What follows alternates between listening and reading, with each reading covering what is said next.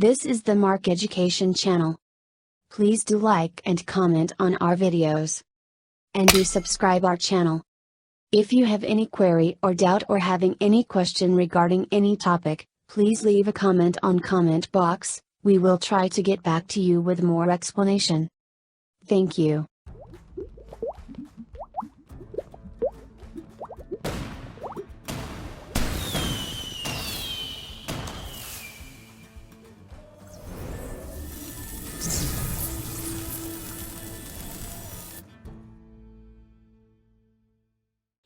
Welcome back student. स्वागत है आपका हमारे यूट्यूब चैनल पे। स्टूडेंट, इससे पहले वीडियोस में हम लोगों ने रिफ्रैक्शन ऑफ लाइट के बारे में बात की, प्रिज्म फार्मूला स्टडी किया, टोटल इंटरनल रिफ्लेक्शन को स्टडी किया। आज हम इस वीडियो में रिफ्रैक्शन ऑफ लाइट में जो सबसे इम्पॉर्टेंट रिलेशन है, स्नेल्स लॉ और रिफ्रैक्टिव इंडेक्स से जुड़े हुए जितने भी क्वेश्चंस हैं उनको किस तरीके से ईजिली सॉल्व किया जा सकता है, या क्या टेक्निक हम लोगों को यूज़ करनी चाहिए जब हम लोग उन क्वेश्चंस को सॉल्व करें। तो आज की वीडियो में आपके लिए हम लेके आए हैं कुछ ऐसे ही क्वेश्चंस जो बहुत ट्रिकी नहीं है, थोड़े से अलग होंगे, लेकिन इन क्वेश्चंस के हेल्प से हम ये जान सकते हैं कि स्नेल्स लॉ या फिर रिफ्रैक्शन में जो कैलकुलेशन है, मैथमेटिकल कैलकुलेशन, उनको किस तरीके से किया जाना चाहिए। तो हम शुरू करते हैं अपने पहले सवाल के साथ। तो आज का हमारा पहला वार्म अप क्वेश्चन है, determine the refractive index of glass with respect to water given that refractive index of glass that is mu G is equal to 3/2 and refractive index of water that is mu w is equal to 4/3। तो friend, इस question में हम लोगों को दो information दी गई हैं। तो जो गिवन डेटा है मैं यहाँ पे लिख दे रहा हूँ। ग्लास का रिफ्रैक्टिव इंडेक्स हम लोगों को बताया गया है। ग्लास का रिफ्रैक्टिव इंडेक्स 3/2 हम लोगों को दिया है, और वाटर का रिफ्रैक्टिव इंडेक्स हम लोगों को दिया गया है 4/3। क्वेश्चन क्या पूछा है फ्रेंड? सवाल हमसे पूछा है कि रिफ्रैक्टिव इंडेक्स निकालना है ग्लास का with respect to water, water के रिस्पेक्ट में कितना होगा। तो जब भी हम रिलेटिव रिफ्रैक्टिव इंडेक्स लिखते हैं तो लिखने ये सिंबल को आप ध्यान से समझिए, क्योंकि आने वाले क्वेश्चंस में भी इसका इस्तेमाल हम लोग करेंगे।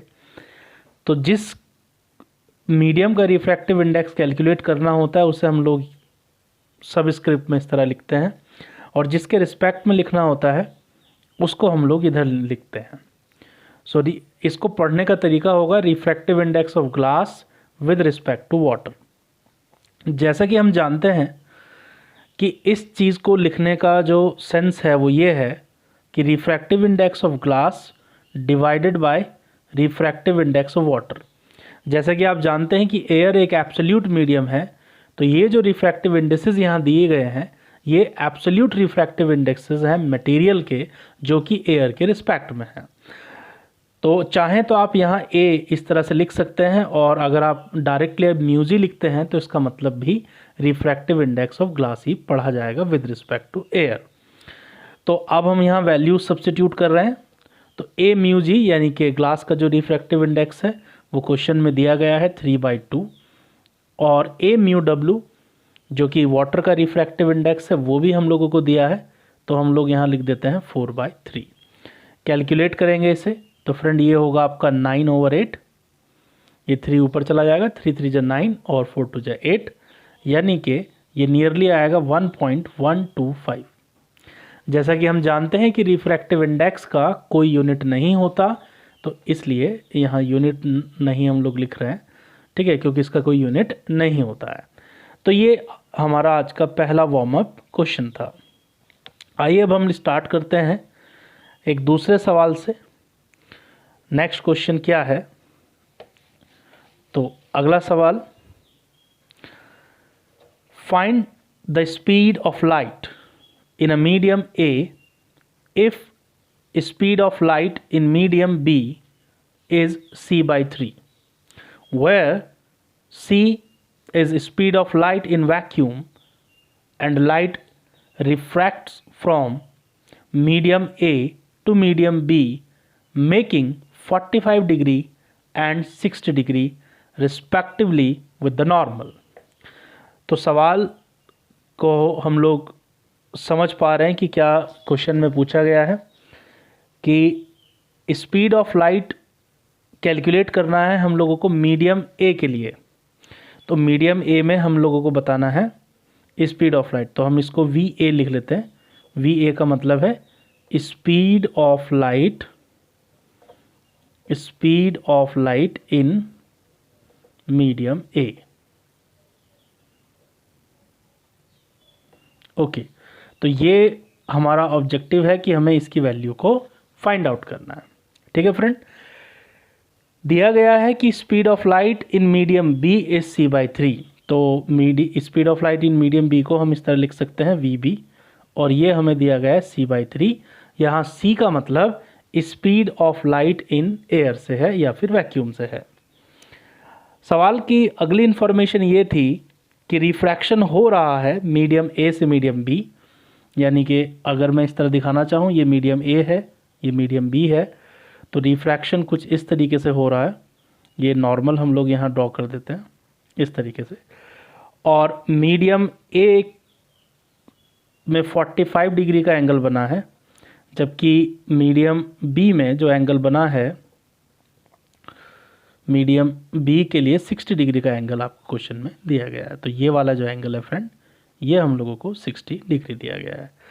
तो मैं आपको एक पिक्टोरियल रिप्रेजेंटेशन से पूरे केस को समझा रहा हूँ। तो फ्रेंड, जब हम स्नेल्स लॉ की बात करते हैं, जब हम स्नेल्स लॉ अप्लाई करते हैं, तो स्नेल्स लॉ अप्लाई करने के लिए सबसे पहले किस टेक्निक का यूज़ करना चाहिए? देखिए, आप म्यू लिखें फिर साइन लिखें। क्लियर हो गया फ्रेंड? दूसरी तरफ भी आप म्यू लिखें पहले और फिर साइन लिख दें। अभी बता रहे हैं हम लोग कि ऐसा क्यों किया जा रहा है।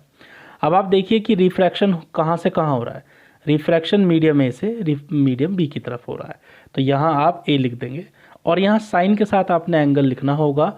मीडियम ए में रे ऑफ लाइट ने कितना एंगल बनाया, तो यहाँ हम इस एंगल को 45 डिग्री लिख देंगे। जबकि मीडियम बी के अंदर जो है उसने 60 डिग्री का एंगल बनाया है, तो हम लोग यहाँ पे 60 डिग्री लिख देंगे, और ये आपका म्यू बी होगा जो कि रिफ्रैक्टिव इंडेक्स है मीडियम बी का। जैसा कि हम लोग जानते हैं कि रिफ्रैक्टिव इंडेक्स किसी भी मटेरियल का जो होता है speed of light in air divided by speed of light in that material. तो mu is equal to c upon v, तो उसी फॉर्मूले का मैं यहाँ यूज़ करूँगा। तो मैं लिख दूंगा c upon v a sine 45 degree, और यहाँ हम लोग लिख देंगे c upon v b sine 60 degree. Clear हो गया फ्रेंड? अब देखिए, कैलकुलेशन करेंगे तो ये पार्ट तो कैंसिल हो जाएंगे। अब हम इनकी वैल्यूज़ को यहाँ सब्स्टिट्यूट करेंगे कि साइन 45 डिग्री कितना होगा और साइन 60 डिग्री कितना होगा। और जैसा कि वी बी हमें क्वेश्चन में दिया गया है, तो वी बी हमारे पास सी बाई 3 है। तो देखिए, अब मैं इनकी वैल्यूज़ को सब्स्टिट्यूट कर रहा हूँ। तो साइन 45 डिग्री का वैल्यू हम लोग यहाँ रख रहे हैं। देखिए, तो ये हो जाएगा 1 बाई वी ए, जैसा कि साइन 45 1 बाई रूट 2, और ये हो जाएगा आपका 1 बाई वी बी, और ये साइन 60 डिग्री है, तो साइन 60 डिग्री की वैल्यू जो होगी आपकी वो होगी रूट 3 बाई 2। तो इसकी वैल्यू हम लोग यहाँ लिख देंगे रूट 3 बाई 2। क्लियर हुआ फ्रेंड? रेसिप्रोकल कर लेते हैं टर्म का, तो ये हो जाएगा आपका root 2 times of V A is equal to V B 2 by root 3। Clear हुआ? अब फ्रेंड देखिए, ये जो आपका रूट 2 है, इसे 2 को रूट 2 टाइम्स कैंसिल करेगा, तो आपके पास बचेगा V A is equal to V B root 2 by 3। अब जैसा कि फ्रेंड क्वेश्चन में वी बी का वैल्यू हमें दिया गया था, वी बी के बारे में हमें बताया गया था, तो अब हम यहाँ वैल्यू सब्स्टिट्यूट कर रहे हैं। तो वी बी की वैल्यू हमें दी गई थी सी बाई 3, तो हम लोग यहाँ लिख देंगे c by 3 under the root 2 by 3। तो ये हमारा फाइनल आंसर होगा। चाहे तो आप इसकी यूनिट लिख सकते हैं मीटर पर सेकेंड, जो कि सी के टर्म्स में। सी एक स्टैंडर्ड जो है क्वांटिटी है जिसकी वैल्यू 3 × 10⁸ मीटर पर सेकंड होती है। तो ये इस क्वेश्चन का सीधा सा आंसर हुआ। आइए अब हम चलते हैं अगले सवाल की तरफ।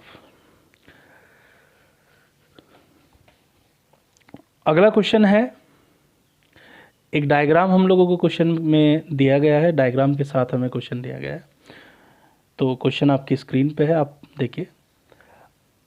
अ light ray is incident on a glass sphere of refractive index mu is equal to √3 at an angle of incidence 60 degree as shown in figure. Find the angle R, R dash, E and the total deviation after 2 refractions. तो ये सवाल है। तो इस question में जो figure दी गई है उस फिगर को हम लोग यहाँ पर ड्रॉ कर रहे हैं। तो फिगर में हम लोगों को एक स्फीयर दिया गया है फ्रेंड, बड़ा अच्छा सवाल है। तो आप ध्यान से समझेंगे कि इस क्वेश्चन को कैसे किया जाए। एक स्फीयर हम लोगों को दिया गया है, ये स्फीयर का सेंटर है और एक नॉर्मल। जैसे कि आप जानते हैं कि किसी भी स्फीयर के सेंटर से ज्वाइन करने वाली लाइन जो कि उसकी सरफेस को ज्वाइन करे वो एक नॉर्मल होती है। और जो रे ऑफ कोर्स है वो आपको इस तरीके से दिया गया है। ये इंसिडेंट रे रिफ्रैक्ट हुई, bend towards the normal, and again there is a refraction, so दोबारा से एक नॉर्मल और फिर the ray goes away from the normal। तो कुछ इस तरह की सिचुएशन आपको इस क्वेश्चन में दी गई है। Okay, these two are not parallel lines। so एक एंगल E, ये वाला एंगल, एक एंगल R डैश या R प्राइम यानी कि ये वाला एंगल, और एक एंगल R यानी कि ये वाला एंगल, और एक एंगल जो इंसिडेंट एंगल है 60 डिग्री। ये हमें क्वेश्चन में इतनी इन्फॉर्मेशन दी गई है। साथ ही साथ ये बताया गया है कि इसका जो रिफ्रैक्टिव इंडेक्स है वो mu इज इक्वल टू √3 हम लोगों को कंसीडर करना होगा। इस क्वेश्चन में जो डिमांड है, क्वेश्चन की जो रिक्वायरमेंट है, हमें R की वैल्यू फाइंड आउट करनी है, R डैश की वैल्यू फाइंड आउट करनी है, E की वैल्यू फाइंड आउट करनी है, और टोटल डेविएशन हमें फाइंड करना है। टोटल डेविएशन, टोटल डेविएशन का मतलब है फ्रेंड, क्योंकि हमारे पास जो केस है उसमें 2 बार रिफ्रैक्शन हुआ है, एक बार इस सरफेस पर रिफ्रैक्शन हुआ है और एक बार इस सरफेस पे रिफ्रैक्शन हुआ है।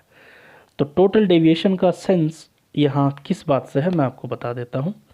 अगर आप इस रे को आगे फॉरवर्ड करते हैं, ऐसे ड्रॉ करते हैं फॉरवर्ड, और इस रे को आप पीछे की तरफ बैकवर्ड अगर आप इसे ज्वाइन करते हैं, जो टोटल डेविएशन है आपका डेल, ये आपसे मांगा गया है कि रे ऑफ लाइट कितना डेविएट हुई है। हालांकि अगर आप अलग अलग डेविएशंस देखना चाहें कि रे किस के जो है 2 बार डेविएशन वैसे हुआ है, एक बार इस सरफेस पे रे डेविएट हुई है और दूसरा जो डेविएशन है, अगर आप इस रे को थोड़ा सा आगे बढ़ा लें तो सेकंड जो डेविएशन आप देख पाएंगे वो ये वाला डेविएशन होगा del2, और ये वाला जो डेविएशन है वो है del1। यानी कि टोटल डेविएशन जो डेल होगा, क्योंकि देखिए फ्रेंड, ये अगर आप del2 कंसीडर करेंगे तो ये वाला एंगल भी आपका del2 होगा बाय वर्टिकल अपोजिट एंगल। तो इस एंगल का वर्टिकल अपोजिट ये होगा, तो इसको भी हम del2 लिख सकते हैं। तो del इज इक्वल टू होगा del1 प्लस del2। चाहें तो हम इस रिलेशन का भी इस्तेमाल अपने क्वेश्चन के सॉल्यूशन के लिए करेंगे, लेकिन उससे पहले फ्रेंड हम लोगों को वैल्यू निकालनी होगी R की और वैल्यू निकालनी होगी R डैश की। तो आइए मदद ले रहे हैं हम लोग किसकी, स्नेल्स लॉ की। देखिए फ्रेंड, बाहर एयर है, ये ग्लास स्फीयर है और वापस से फिर एयर है। तो सबसे पहले आप देखिए जो रिफ्रैक्शन हुआ है वो एयर से ग्लास के लिए हुआ है। तो एयर से ग्लास के लिए जो रिफ्रैक्शन हुआ है, सबसे पहले हम इस पॉइंट के लिए यहाँ स्नेल्स लॉ अप्लाई करेंगे। तो एयर का रिफ्रैक्टिव इंडेक्स हम लोग यहाँ 1 लेंगे और हम लोग यहाँ साइन लिखेंगे, साइन ऑफ इंसिडेंट एंगल। तो इंसिडेंट एंगल है आपका 60 डिग्री, साथ ही साथ फिर हम लिखेंगे refractive index of other material, तो ये ग्लास का रिफ्रैक्टिव इंडेक्स है आपका √3, और साथ ही साथ हम लिखेंगे एंगल ऑफ रिफ्रैक्शन यहाँ पे, तो ये है आपका sin r। इसको हम थोड़ा सा सॉल्व करेंगे। तो sin 60 का वैल्यू जैसा कि हम जानते ही हैं, sin 60 आपका √3/2 होगा, ये √3 हुआ और ये हुआ आपका sin r। सॉल्व करेंगे तो ये से कैंसिल हो जाएगा, यानी कि sin r आपको मिलेगा 1/2 और r की जो वैल्यू है आपकी वो मिलेगी आपको 30 डिग्री। तो ये आपका पहला जो आंसर है वो आपके सामने है कि r की वैल्यू 30 डिग्री है। तो ये मैं यहाँ लिख देता हूँ कि r की वैल्यू हमारे पास 30 डिग्री है। चलिए फ्रेंड, पहला टास्क कंप्लीट हुआ। अब दूसरे टास्क की तरफ बढ़ते हैं जिसमें हमें r डैश की वैल्यू को फाइंड आउट करना है। देखिए फ्रेंड, कभी कभी हम लोगों को पूरी फिजिक्स में जो मैथमेटिकल ज्योमेट्री हम लोगों ने क्लास 9th में पढ़ी या फर्दर हम लोग 10th क्लास में पढ़ेंगे, उसका भी इस्तेमाल करना होता है। तो उसी ज्योमेट्री का मैं यहाँ सहारा लूँगा, उसी ज्योमेट्री की हेल्प से हम लोग r डैश की कैलकुलेशन को करेंगे।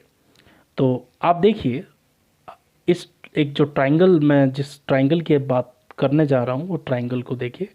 इसको मैं थोड़ा सा यहाँ शेड कर देता हूँ। ये देखिए, इस ट्राइंगल की अगर हम बात करें जिसको मैंने कि शेड किया है, इस ट्राइंगल में देखिएगा फ्रेंड, ये वाला जो डिस्टेंस और ये वाला डिस्टेंस ये दोनों इक्वल हैं। क्यों? क्योंकि ये स्फीयर की रेडियस है। इस ट्राइंगल में दो साइड्स इक्वल हैं, तो इक्वल साइड्स के अपोजिट जो एंगल्स होते हैं वो इक्वल होते हैं, किसी भी ट्राइंगल की प्रॉपर्टी है। तो ट्राइंगल की प्रॉपर्टी के अकॉर्डिंग हम कह सकते हैं कि r डैश के इक्वल होगा। आप आर्ग्यूमेंट लिखना चाहें तो लिख सकते हैं angles opposite to equal sides. Equal sides के अपोजिट्स जो एंगल हैं इन अ ट्राइंगल, तो किसी भी ट्राइंगल में इक्वल साइड्स के अपोजिट जो एंगल हैं वो इक्वल होंगे। तो इसी सिमेट्री का यूज़ करते हुए हम r डैश को सीधा सीधा लिख सकते हैं कि r डैश कितना है हमारा, 30 डिग्री है। तो फ्रेंड, दो इन्फॉर्मेशन हम लोगों को मिल चुकी हैं जिसकी हमें तलाश थी। तो r डैश की वैल्यू हमें मिल चुकी है यहाँ पे, तो r डैश हमारे पास आया है कितना, 30 डिग्री। अब फ्रेंड, हमारे पास टास्क है किसके लिए, E के लिए, जो एंगल ऑफ इमर्जेंस के बारे में बात की गई है। जैसे कि आप फिगर में देख पा रहे हैं, ये वाला जो टोटल एंगल है इसे हम लोग एंगल ऑफ इमर्जेंस कह रहे हैं। तो फ्रेंड, वापस से हम लोग स्नेल्स लॉ की मदद लेंगे, स्नेल्स लॉ की हेल्प से ही इसको फाइंड आउट किया जाएगा। तो ये चीज़ मैं यहाँ से हटा देता हूँ। अब आप देखिए कि यहाँ रिफ्रैक्शन जो है डेंसर से रेयरर मीडियम के लिए हुआ है, लेकिन जब भी स्नेल्स लॉ अप्लाई करें तो मैंने आपको बताया हुआ है, इस केस के लिए इसको हम इंसिडेंट रे की तरह ट्रीट करेंगे और इस वाली रे को हम लोग रिफ्रैक्टेड रे की तरह ट्रीट करेंगे। तो incident ray mu is equal to √3 medium में है, तो हम लिखेंगे यहाँ पे √3 और लिखना होगा साइन ऑफ इंसिडेंट एंगल। तो यहाँ साइन हमारा इंसिडेंट एंगल होगा r dash is equal to, वापस से एयर में रे ऑफ लाइट गई है तो एयर का रिफ्रैक्टिव इंडेक्स होगा 1, और यहाँ देखिए ये जो एंगल है आपका नॉर्मल के साथ जो बना है वो है आपका E, तो हम लोग यहाँ लिखेंगे साइन। इसको हम सॉल्व करेंगे तो ये हो जाएगा √3। अब साइन r डैश, देखिए r डैश की वैल्यू हमारे पास 30 डिग्री है, तो हम लिखेंगे यहाँ पे साइन 30 डिग्री और यहाँ हम लोग लिख देंगे साइन E। तो फ्रेंड, ये हो जाएगा आपका √3, जैसा कि हम जानते हैं ये होता है 1/2, और ये हो जाएगा आपका साइन E, यानी कि हमारे पास जो साइन E होगा बाय कैलकुलेशन वो होगा √3/2। ओके, सो हम जानते हैं कि साइन √3/2 का मतलब है कि जो एंगल है हमारा वो 60 डिग्री है, तो हम लोग यहाँ लिख रहे हैं E हमारे पास आएगा 60 डिग्री। तो 3 सवालों का जवाब हमें मिल चुका है। एक R की वैल्यू हम लोगों ने फाइंड आउट कर ली है, एक R डैश की वैल्यू फाइंड आउट कर ली है, और एक हमने E की वैल्यू फाइंड आउट कर ली है। तो मैं इसको यहाँ लिख देता हूँ, ये E हमारे पास आया 60 डिग्री। अब क्वेश्चन के अल्टीमेट एम की तरफ हम लोग बढ़ रहे हैं, जिसमें कि हमें टोटल डेविएशन बताना है कि टोटल डेविएशन कितना हुआ है। तो चलिए फ्रेंड, टोटल डेविएशन की कैलकुलेशन करते हैं, थोड़ा सा लॉजिक लगाएंगे। तो जब हम टोटल डेविएशन की बात करेंगे तो सबसे पहले हमें इस डेल वन को फाइंड आउट करना होगा। आप देख सकते हैं कि del one plus R 60 degree के इक्वल होगा, क्योंकि ये पूरा जो एंगल है आपका, देखिए ये वाली जो रे है आपकी और ये वाली जो रे है, ये दोनों ये पूरा एंगल, मेरे मार्कर की तरफ ध्यान दीजिए, ये पूरा एंगल और ये वाला एंगल दोनों वर्टिकल अपोजिट एंगल है, दोनों इक्वल हैं। तो हम सीधा सीधा ये लिख सकते हैं कि जो डेल वन होगा, डेल वन प्लस आर की जो वैल्यू होगी वो 60 डिग्री के इक्वल होगी, और आर जैसा कि हमारे पास 30 डिग्री है तो हम सीधा सीधा यहाँ लिख सकते हैं del one plus 30 is equal to 60 degree. तो हमारे पास डेल वन की वैल्यू आएगी कितना, 30 डिग्री। तो ये वैल्यू हम लोगों को यहाँ मिल चुकी है। ठीक उसी तरीके से अगर हम सिमिट्री देखना चाहें फ्रेंड, तो आप देखिए कि डेल टू, आप देखिए यहाँ ध्यान दीजिए, डेल टू और आर डैश का जो सम है वो कहीं ना कहीं एंगल ऑफ इमरजेंस के इक्वल है, क्योंकि ये पूरा एंगल, इस मार्कर पे ध्यान दीजिए आप, ये जो पूरा एंगल है इन दोनों का जो सम है वो इस एंगल ऑफ इमरजेंस के इक्वल है। तो सीधे सीधे तौर पे हम लिख सकते हैं कि del two plus R dash की जो वैल्यू है वो ई के इक्वल है। डेल टू आर डैश हमारे पास आया है 30 डिग्री और एंगल ऑफ इमरजेंस है हमारे पास 60 डिग्री, तो डेल टू का जो वैल्यू होगा वो होगा 30 डिग्री। सो अल्टीमेटली हमसे डिमांड किया गया था टोटल डेविएशन, जो कि फॉर्मूला मैं आपको पहले बता चुका हूँ, डिस्कशन हम लोगों ने किया है। तो टोटल डेविएशन होगा 30 डिग्री प्लस 30 डिग्री, यानी कि डेल की जो वैल्यू होगी वो होगी 60 डिग्री, यानी कि जो रे ऑफ लाइट है वो टोटली 60 डिग्री की डेविएशन से जो है सफ़र किया है। सो आई होप कि आपको एक क्वेश्चन के सॉल्यूशन से कुछ चीज़ें क्लियर हुई होंगी कि हम किस टेक्निक का यूज़ करते हैं जब हम सिंपल रिफ्रैक्शन ऑफ लाइट से जुड़े हुए क्वेश्चंस को सॉल्व करना चाहते हैं। आइए अब हम बढ़ते हैं अगले क्वेश्चन की तरफ। उससे पहले मैं आपको एक की कॉन्सेप्ट दूंगा, इम्पॉर्टेंट नोट। देखिए फ्रेंड, जिस की कॉन्सेप्ट की हम बात कर रहे हैं वो क्या है, जो आपको बहुत हेल्प करने वाला है, आपके बहुत सारे प्रॉब्लम इस की कॉन्सेप्ट की हेल्प से सॉल्व हो जाएंगे। देखिए, अगर हमारे पास एक सीक्वेंस हो मीडियम का, और किस तरह का सीक्वेंस हो, मान लीजिए ये μ1 मीडियम है, फिर ये बाउंड्री है, उसके बाद फिर μ2 मीडियम है, फिर से बाउंड्री है, फिर उसके बाद μ3 मीडियम है और फिर से एक बाउंड्री है, फिर हमारे पास μ4 मीडियम है और फिर हमारे पास एक फिर बाउंड्री है, और अल्टीमेटली हमारे पास है μ5 मीडियम। मान लीजिए कुछ इस तरह का एक हाइपोथेटिकल सिचुएशन मैंने यहाँ क्रिएट किया है। हमारे पास डिफरेंट जो है रिफ्रैक्टिव इंडेक्सेस के मटेरियल्स हैं, और ये डिफरेंट मटेरियल्स जो है इस तरह से हैं कि इनकी बाउंड्री जो है वो एक दूसरे के पैरेलल है। So if the boundaries of the medium are parallel, the emergent ray although laterally displaced is parallel to the incident ray if μ1 is equal to μ5। बिल्कुल, अगर μ1 μ5 के इक्वल है तो जो फाइनली जो आपकी इमर्जेंट रे होगी वो इंसिडेंट रे के पैरेलल होगी। तो यहाँ हम लोग एक सिचुएशन बना के दिखा देता हूँ मैं आपको कि सपोज ये हमारी इंसिडेंट रे थी, उसके बाद यहाँ ये नॉर्मल हुआ, थोड़ा सा बेंट हुई रे, फिर से हम लोग यहाँ एक नॉर्मल इस तरह ड्रॉ कर लेते हैं, ये नॉर्मल हुई आपकी, मान लेते हैं कि फिर रे ऑफ लाइट इस तरह से ट्रैवल कर रही है, फिर ये नॉर्मल हुई, फिर से ये बेंट हो गई इस तरह से, और फिर यहाँ नॉर्मल बना रहे, तो ये वाली रे के पैरेलल होगी रे, ये हम लोग कह रहे हैं।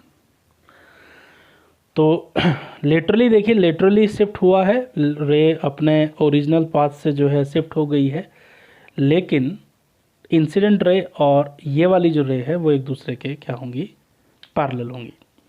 वहीं अगर हम ये कहें कि फर्स्ट मीडियम में जो एंगल ऑफ इंसिडेंट है, अगर वो एंगल ऑफ इंसिडेंट I1 है, और लास्ट मीडियम में जो एंगल ऑफ इमरजेंस है उसे हम लोग I5 हम लोग यहाँ कह रहे हैं, तो जिस की कॉन्सेप्ट की मैं बात कर रहा था वो की कॉन्सेप्ट ये है कि μ1 sin I1 is equal to μ5 sin I5। जैसा कि μ1 और μ5 एक दूसरे के इक्वल हैं, μ1 और μ5 एक दूसरे के इक्वल हैं, तो हम यहाँ कहेंगे, सिंपली हम ये कह सकते हैं कि sin I1 इक्वल होगा sin I5 के अगर ऐसा है तो इसका मतलब ये होगा कि एंगल I1 एंगल I5 के इक्वल होगा। तो ये की कॉन्सेप्ट आप याद रखिए। लेकिन फ्रेंड इम्पॉर्टेंट जो नोट है, मैं इसको दूसरी जगह लिख देता हूँ। इम्पॉर्टेंट जो नोट है वो ये है कि अगर मीडियम की बाउंड्रीज एक दूसरे के पैरेलल है तभी आप इस कॉन्सेप्ट का यूज़ करें। अदरवाइज ये कॉन्सेप्ट जो है अप्लाई नहीं किया जा सकता जब अगर मीडियम की जो बाउंड्रीज हैं वो एक दूसरे के इक्वल ना हो। तो अगर आप इस यूज़ करना चाह रहे हैं इस रिलेशन को, तो ध्यान रखिएगा कि जो मीडियम की बाउंड्रीज है वो एक दूसरे के पैरेलल होनी चाहिए। तो जो पहले मीडियम में इंसिडेंट एंगल बना है वो लास्ट मीडियम में जो कि वैसा ही है जो कि पहला वाला मीडियम था, तो उसका एंगल ऑफ इमर्जेंस इक्वल होगा। मे भी अगर बाउंड्रीज पैरेलल नहीं है तो आपका आंसर इक्वल आ सकता है, लेकिन इस कॉन्सेप्ट को मैं चाहूँगा कि आप अवॉइड करें, उस केस में अप्लाई ना करें जब मीडियम की बाउंड्रीज एक दूसरे के पैरेलल ना हो। तो आइए अब हम बढ़ते हैं अपने अगले सवाल की तरफ, अगले क्वेश्चन की तरफ हम लोग बढ़ते हैं। देखिए अगला सवाल क्या है फ्रेंड। अगला जो क्वेश्चन है बड़ा ही मज़ेदार क्वेश्चन है, और क्वेश्चन मज़ेदार क्यों है तो मैं आपको बता देता हूँ। क्वेश्चन में दिया गया है कि हमारे पास एक बीकर है, ये हमें एक बीकर दिया गया है,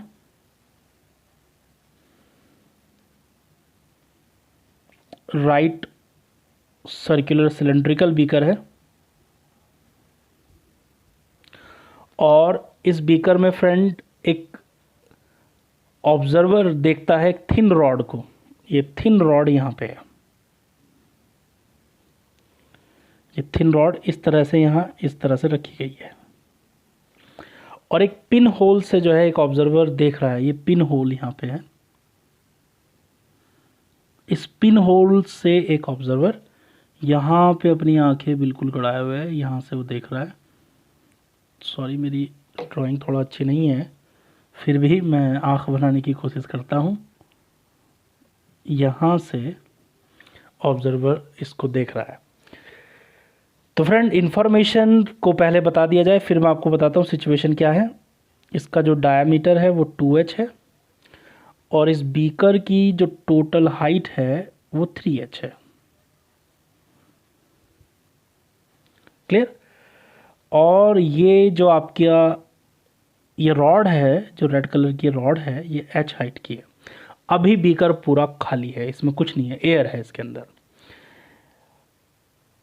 तो सब सिचुएशन, पहली सिचुएशन ये है, an observer can see through a pin hole the top of a thin rod of height h placed as shown in a figure.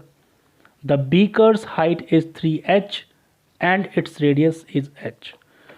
तो सीधा बिल्कुल जो ऑब्जर्वर है वो सीधा बिल्कुल देख पा रहा है इसको। जब इसके अंदर कुछ नहीं है, इसके अंदर सिर्फ हवा है, तो बीकर जो है, बीकर के अंदर जो रॉड है उस रॉड के टॉप को देख पाता है। लेकिन अब सिचुएशन बदलेगी फ्रेंड। सिचुएशन क्या है? मज़ेदार क्वेश्चन है, आप बिल्कुल अपना इंटरेस्ट लूज़ ना करें, देखते रहे एंड तक क्या होने वाला है क्वेश्चन में। अगला सवाल ये है कि अगर इस बीकर में हम पानी भर दें, देखिए ये बीकर है मेरे पास, सेम बीकर, सिचुएशन यही है। थोड़ा सा मैं समय लूँगा ड्राइंग को कंप्लीट करने में। सेम बीकर है हमारे पास, उसके अंदर ये रॉड रखी गई है। अगर इसमें 2h हाइट तक हम लोग वाटर फिल कर दें, 2h हाइट तक क्या कर दें, वाटर फिल कर दें, तो टोटल बीकर की हाइट कितनी है, 3h है। तो कह रहे हैं कि अगर इसमें हम लोग 2h हाइट तक, अगर इसमें हम लोग वाटर फिल कर दें ये 2h हाइट तक, तो सेम जो ऑब्जर्वर है वो अपनी पोजीशन को चेंज नहीं कर रहा है। इस बार वो क्या देखता है, इस बार वो बॉटम ऑफ द रॉड देखता है। तो इस बार उसको क्या दिखाई देता है फ्रेंड, इस बार ऑब्जर्वर को बॉटम ऑफ द रॉड दिखाई दे रहा है। मे बी रिफ्रैक्शन हुआ होगा कुछ इस तरह से। हमारी ऑब्जर्वर की पोजीशन बिल्कुल वही है जहां की पहले केस में थी। तो क्वेश्चन ये है कि when the beaker is filled with a liquid up to a height 2h, he can see the lower end of the rod. Find the refractive index of the liquid. तो हमें बताना है कि बीकर के अंदर जो लिक्विड भरा है उस लिक्विड का रिफ्रैक्टिव इंडेक्स कितना होगा। तो हुआ ना मज़ेदार क्वेश्चन। चलिए अब हम इसको सॉल्व करने की टेक्निक यूज़ करते हैं। फ्रेंड इंपॉर्टेंट मैं आपको बता दूं, अगर आप एक ऑब्जर्वर हैं और आप किसी ऑब्जेक्ट को देख रहे हैं तो इंसिडेंट जो रे है वो ऑब्जेक्ट से ऑब्जर्वर की तरफ ट्रैवल करती है। ये ऑप्टिक्स का बेसिक रूल है, आप इसे याद कर लीजिए कि अगर आप एक ऑब्जर्वर हैं और आप किसी भी ऑब्जेक्ट को देख रहे हैं तो जो रे ऑफ लाइट होगी, जो कोर्स ऑफ रे होगा, उसका जो इनिशियल पॉइंट होगा ऑब्जेक्ट से आपकी तरफ की आएंगी, ऑब्जर्वर की तरफ। तो इस कैलकुलेशन को सॉल्व करने के लिए हम लोग सबसे पहले इस ज्योमेट्री को यहाँ समझेंगे। मान लेते हैं कि ये वाला जो एंगल है, क्योंकि रिफ्रैक्शन हुआ है नो डाउट, उसी वजह से ऐसा हुआ है, तो ये नॉर्मल हम लोग ड्रॉ कर लेते हैं। यहाँ देखिए कि ये वाला जो एंगल है, जो एंगल ऑफ इंसिडेंट है, सपोज ये वाला जो एंगल ऑफ इंसिडेंट है वो आई हम लोग इसको ले लेते हैं। जो एंगल ऑफ रिफ्रैक्शन है फ्रेंड, एंगल ऑफ रिफ्रैक्शन ये होगा, इसे हम लोग आर ले लेते हैं। तो सबसे पहले हम लोग स्नेल्स लॉ अप्लाई करेंगे। तो स्नेल्स लॉ में अप्लाई कर रहा हूँ, हमें नहीं पता इसका रिफ्रैक्टिव इंडेक्स कितना है तो मैं उसे म्यू ले लूँगा। तो refractive index mu times sine I, जो कि हम स्नेल्स लॉ अप्लाई करने की टेक्निक हम समझते आ रहे हैं पिछले क्वेश्चन में भी। बाहर देखिए, बाहर एयर है तो 1 इंटू हम लोग लिख देंगे यहाँ पे साइन आर। क्लियर हुआ फ्रेंड? तो ये हमारी जो है पहली इक्वेशन होगी। लेकिन इंपॉर्टेंट देखिए, अब ज्योमेट्री को थोड़ा सा समझने की कोशिश करेंगे कि अगर ये आर एंगल है तो ये वाला जो एंगल होगा जो आपको यहाँ दिखाई दे रहा है, ये वाला एंगल भी आर होगा। और अगर मैं एक लाइन इस तरह से ड्रॉ कर दूं, एक लाइन इस तरह से ड्रॉ कर दें, तो ये वाला जो एंगल, जो इस रे को अगर बैकवर्ड प्रोड्यूस किया जाए तो ये वाला जो एंगल होगा, ये एंगल भी आपका आर होगा, जो ज्योमेट्री से आप समझ पा रहे हैं। दूसरी बात कि इसकी जो हाइट थी, ऑब्जेक्ट की जो हाइट थी वो कितनी थी, h थी, और ये वाली जो हाइट है वो 2h है, और ये टोटल जो हाइट है आपकी वो कितनी है, 3h है। तो थोड़ा सा आप जो है ट्रिग्नोमेट्री का यूज़ करेंगे, और ये वाली जो साइड होगी फ्रेंड, ये वाली, ठीक है, ये आपका सेंटर है सिलेंडर का, तो आप इस बड़े ट्रायंगल में आप यूज़ कर लीजिए ट्रिग्नोमेट्री। देखिए अगर मैं यहाँ लिखना चाहूँ 10r, तो 10r हम लिख सकते हैं परपेंडिकुलर। ये देखिए परपेंडिकुलर, ये पूरा होगा, ये पूरा जो परपेंडिकुलर है वो कितना होगा हमारा 2h, और जो हमारा परपेंडिकुलर ओवर द बेस, तो बेस जो होगा हमारा ये होगा पूरा बेस, तो 3h, और में से ये h माइनस कर लीजिए, ये पूरा बेस है, मार्कर पे ध्यान दीजिए। सो 2h बाई 2h, यानी कि जो 10r जो हमारा होगा वो होगा 1, यानी कि r हमारा हुआ 45 डिग्री। क्लियर हुआ?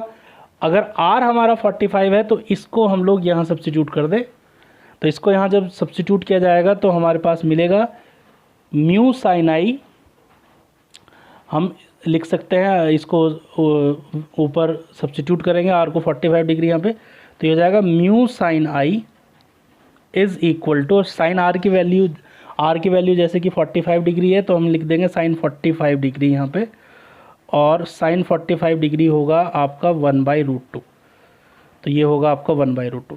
तो 50% प्रॉब्लम हमारी सॉल्व हो चुकी है। अब हमें ज़रूरत है, तो किसकी ज़रूरत है, साइन आई की ज़रूरत है। साइन आई अगर हम लोगों को मिल जाए तो हमारी प्रॉब्लम पूरी सॉल्व हो जाएगी। तो देखिए साइन आई की कैलकुलेशन करने के लिए हम लोग क्या करेंगे, स्नेल्स लॉ, ठीक है। स्नेल्स लॉ तो वैसे ऑलरेडी हम लोग यहाँ लगा चुके हैं, लेकिन अगर फिर भी आप चाहें तो ये ज्योमेट्री देखिए फ्रेंड, ये वाला जो एंगल है, जिस एंगल की मैं बात कर रहा हूँ, तो ये वाला एंगल भी आपका क्या होगा, आई होगा। इस एंगल को भी हम लोग यहाँ पे क्या लिख सकते हैं, आई लिख सकते हैं। ओके, अगर हम लोग चाहें तो वापस से, क्योंकि आपके पास 10r तो आई चुका है, चाहें तो हम लोग जो है इसको साइन आई को कैलकुलेट कर सकते हैं। ओके फ्रेंड, तो अब हमारे पास जो टास्क है लास्ट जो है, वो है साइन आई की कैलकुलेशन। तो ये जो ट्राइंगल है, इसकी तरफ आप देखिए, ये वाला जो ट्राइंगल आप देख रहे हैं, इस ट्राइंगल से हम लोग आई की कैलकुलेशन कर सकते हैं। तो सबसे पहले अगर मैं साइन आई लिखना चाहूँ तो साइन आई जो होगा वो होगा परपेंडिकुलर, जो कि एच है हमारा, ओवर हाइपोटेन्यूज। तो हाइपोटेन्यूज ये होगा, तो हम जानते हैं पाइथागोरस थ्योरम से हम यूज़ कर सकते हैं। ये होगा आपका ये बेस का स्क्वायर प्लस परपेंडिकुलर स्क्वायर। तो हम लिख सकते हैं जो बेस है आपका वो कितना है, 2h है, तो ये हो जाएगा आपका 4h स्क्वायर प्लस, और जो आपका परपेंडिकुलर है वो h है, तो ये हो जाएगा h स्क्वायर। तो sine I is equal to होगा h ओवर रूट 5h। तो कैलकुलेट करेंगे तो साइन आई हमारे पास आएगा 1 ओवर रूट 5। ओके फ्रेंड, तो बिल्कुल इसको अब यहाँ सब्स्टिट्यूट कर दीजिए और आप फाइनल आंसर आप निकाल पाएंगे। तो फाइनली अब हमारे पास क्या सिचुएशन है, तो फाइनली हमारे पास सिचुएशन है म्यू और साइन आई आया है 1/√5 इज़ इक्वल टू, यहाँ देखिए 1/√2। तो म्यू का जो वैल्यू होगा वो होगा √5/2। ओके, तो ये जो है फाइनल आंसर होगा आपका। तो फ्रेंड, आज की वीडियो सेगमेंट में इतना ही। उम्मीद करता हूँ कि लास्ट की जो प्रॉब्लम जो हम लोगों ने की है वो प्रॉब्लम आपको पसंद आई होगी, किस तरह से हम लोगों ने उसे किया। और इम्पॉर्टेंट आप सोच रहे होंगे कि ये नॉर्मल, यहाँ ये मैं बता देता हूँ, ये सिचुएशन हमें दिया गिवन था कि ये सेंटर था इसका और ये वाला सेंटर दोनों कंसाइड कर रहे थे। तो दैट इज़ वाई कि हम लोगों ने इसको जो है एच यहाँ पे लिया है। तो ये प्रॉब्लम हमारी जो है सॉल्व हुई। अगली वीडियो में जल्दी मिलेंगे नई प्रॉब्लम के साथ, कुछ नई चैलेंजिंग प्रॉब्लम के साथ। आप हमारा डिस्कशन ग्रुप अगर ज्वाइन करना चाहते हैं तो डिस्क्रिप्शन में टेलीग्राम का लिंक दिया गया है, आप उस पर क्लिक कीजिए और सीधा एंटर हो जाइए द मार्क एजुकेशन के डिस्कशन ग्रुप में, जहां आप हमसे सीधा सवाल कर सकते हैं। अपना कोई प्रॉब्लम है वो सीधी हमको भेज सकते हैं, और साथ ही साथ जितने भी क्वेश्चंस हम लोग आपको करा रहे हैं उन सब का अगर आपको एक PDF जो है नोट्स अगर आपको चाहिए तो फ्री ऑफ कॉस्ट आप मार्क एजुकेशन के टेलीग्राम चैनल से डाउनलोड कर सकते हैं। Thank you very much. Keep watching the mark education channel.